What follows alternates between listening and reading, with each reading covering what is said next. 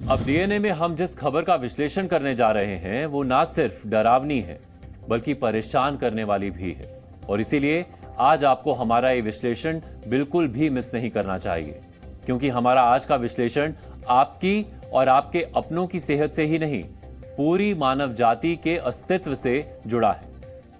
आप में से ज्यादातर लोगों को कोरोना महामारी का खतरनाक दौर याद होगा, और हो सकता है कि आपने भी कोविड-19 वायरस और उसके आतंक को महसूस किया हो। कोविड-19 की वजह से दुनिया भर में करीब 70 लाख लोगों ने अपनी जान गंवा दी थी।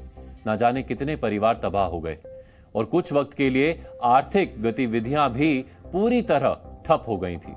अब आप सोच रहे होंगे कि अब जब वो वक्त गुजर चुका है और जिंदगी फिर पटरी पर लौटने लगी है, तो हम फिर से आपको कोविड-19 की और उस दौर की याद क्यों दिला रहे हैं।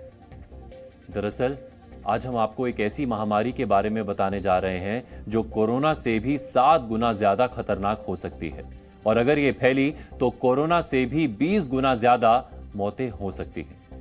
वर्ल्ड हेल्थ ऑर्गेनाइजेशन यानी WHO ने इस संभावित महामारी को डिजीज एक्स का नाम दिया है। ब्रिटेन की वैक्सीन टास्क फोर्स की मुखिया केट बिंगम ने British newspaper the Daily Mail में एक आर्टिकल लिखकर इस खतरे से आगाह किया है। उनका कहना है कि ये अगली महामारी यानी डिजीज एक्स दुनिया भर में 5 करोड़ लोगों की जान ले सकती है। केट बिंगम के अनुसार ये महामारी ना सिर्फ ज्यादा संक्रामक होगी बल्कि ज्यादा जानलेवा भी होगी, और ऐसा इसलिए है क्योंकि इसका वायरस खुद को तेजी से म्यूटेट कर सकता है, यानी उसकी जेनेटिक डिजाइन में तेजी से बदलाव होंगे और वो खुद की लाखों कॉपी बना सकता है। और ये बड़ा खतरा है क्योंकि ऐसे वायरस के खिलाफ वैक्सीन के बेअसर होने का डर भी बढ़ जाता है। केट लिखती हैं कि वर्ष 1918 और 19 में आई महामारी में 5 करोड़ से ज्यादा लोगों की मौत हो गई थी, यानी जितने लोग प्रथम विश्व युद्ध में नहीं मारे गए थे उससे कहीं ज्यादा जानें उस एक वायरस ने ले ली थी। और ऐसे वायरस आज भी मौजूद हैं, बल्कि आज उनकी संख्या पहले से भी कहीं ज्यादा है।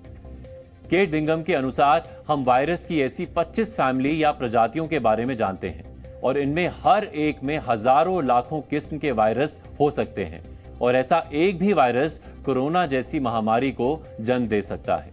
वैज्ञानिकों का मानना है कि आज 10 लाख से ज्यादा ऐसे वायरस मौजूद हैं जिनके बारे में हमें कोई जानकारी नहीं है, और ये अलग अलग किस्म के जीव जंतुओं से होते हुए इंसानों तक पहुंच सकते हैं, खुद को म्यूटेट कर सकते हैं और लाखों की जान भी ले सकते हैं।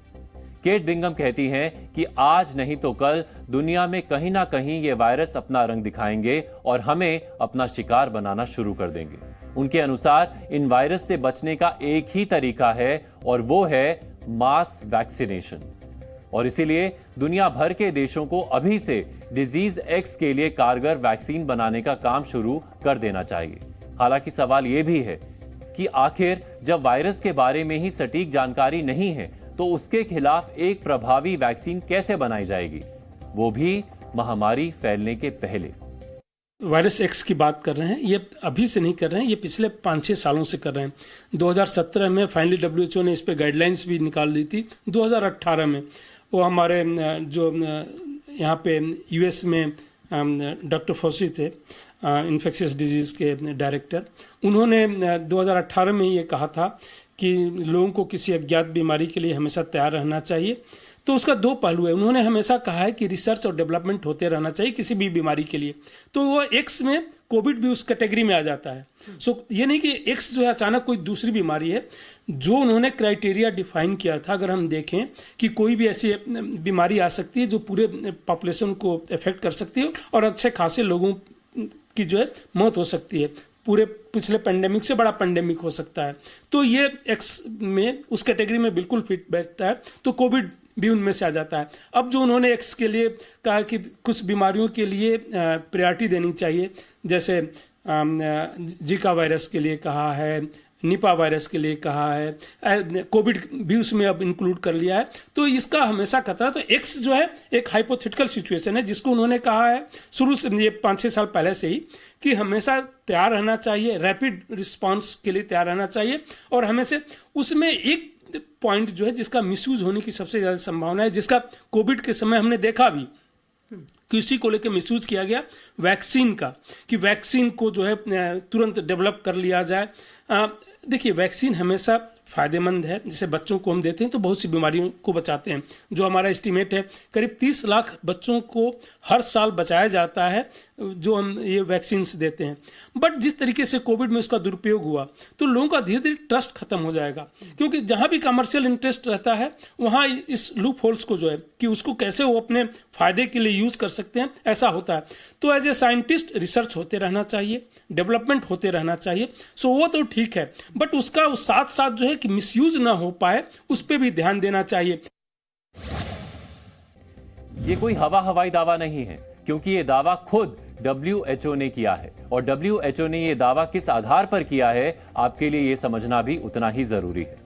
केट बिंगम के अनुसार इसकी कई वजह हो सकती है। पहली तो ये कि ग्लोबलाइजेशन की वजह से लोग एक दूसरे के संपर्क में ज्यादा आ रहे हैं, जबकि दूसरी और सबसे महत्वपूर्ण वजह है जंगलों की अंधाधुंध कटाई। जंगल कटने की वजह से जानवरों के रहने की कुदरती जगहें खत्म हो रही हैं और वो अब रिहायशी इलाकों में घुसपैठ करने लगे हैं। ऐसे में उनका इंसानों के साथ संपर्क भी बढ़ रहा है और इस तरह से जानवरों में पनपने वाले वायरस इंसानों में फैलते नजर आ रहे हैं। यानी कोरोना की उत्पत्ति के लिए भले ही हम किसी एक देश को जिम्मेदार ठहरा दें, लेकिन ये जो नया खतरा है वो किसी एक देश या एक लैब की वजह से नहीं होगा। उसकी जिम्मेदारी पूरी मानव जाति पर होगी और उसका नुकसान भी पूरी मानव जाति को ही उठाना होगा।